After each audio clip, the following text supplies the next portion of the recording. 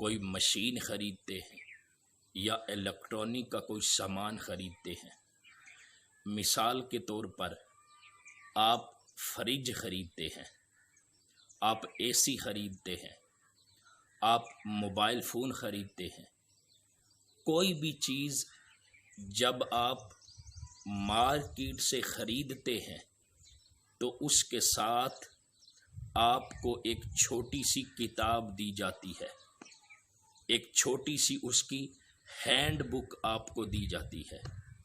جب آپ گھر میں آ کر اس مشین کو کھولتے ہیں، اس کا گتا، اس کا باکس اوپن کرتے ہیں، تو جہاں وہ مشین ہے اس مشین کے ساتھ چھوٹا سا کتابچہ بھی موجود ہوگا، اور اس کتابچے کے اندر اس مشین کی مکمل تفصیل، مکمل ڈیٹیل بیان کر دی جاتی ہے۔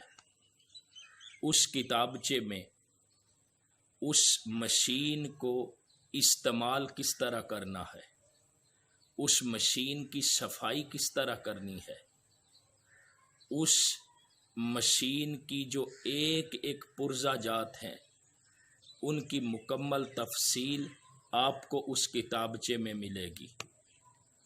اگر مشین خریدنے والا اس کتابچے کو دیکھ کر اس کے مطابق اس مشین کو استعمال کرے تو مشین کو اچھے طریقے سے وہ استعمال کر لے گا۔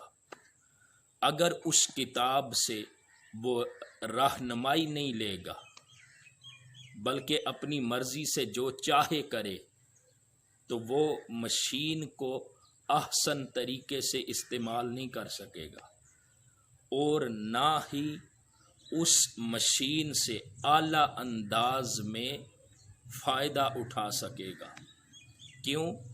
وہ جو اس کی کتاب تھی اس میں مکمل اس کی تفصیل، اس کا استعمال کا طریقہ اگر خراب ہو جائے تو اس کی مرمت، اس کو ریپیئر کس طرح کرنا ہے، وہ سارا کچھ مشین میں درج ہے۔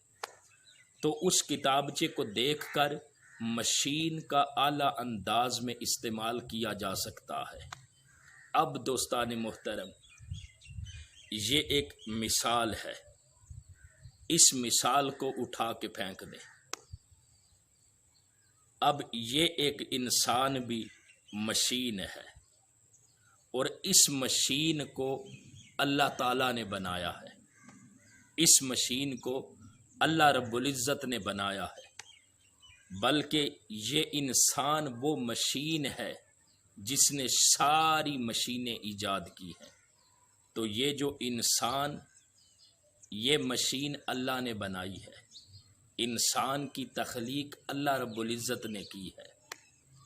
تو انسان ایک ایسی مشین ہے، اس کی ہینڈ بک، اس کی کتاب کون سی ہے جس کتاب سے اس نے رہنمائی لینی ہے، جس کتاب کو سامنے رکھتے ہوئے اس نے اس مشین کو استعمال میں لانا ہے۔ یاد رکھے، وہ کتاب اللہ رب العزت نے جو اپنے پیارے محبوب علیہ السلام پر نازل کی ہے وہ کتاب قرآن مجید ہے۔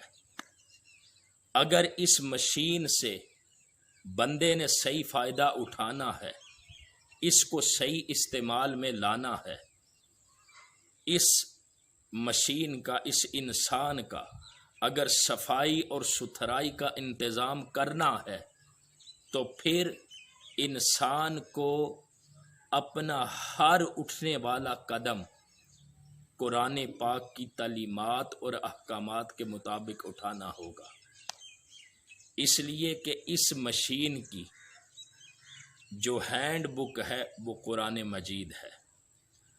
اگر اس مشین نے صحیح طرح سے چلنا ہے اور دنیا اور آخرت میں کامیاب ہونا ہے تو پھر اس انسان کو، اس مشین کو قرآن پاک سے رہنمائی لینی ہوگی۔ اگر بندہ قرآن سے رہنمائی لے لے گا تو وہ دنیا میں بھی کامیاب ہوگا اور آخرت میں بھی سرخرو ہو جائے گا۔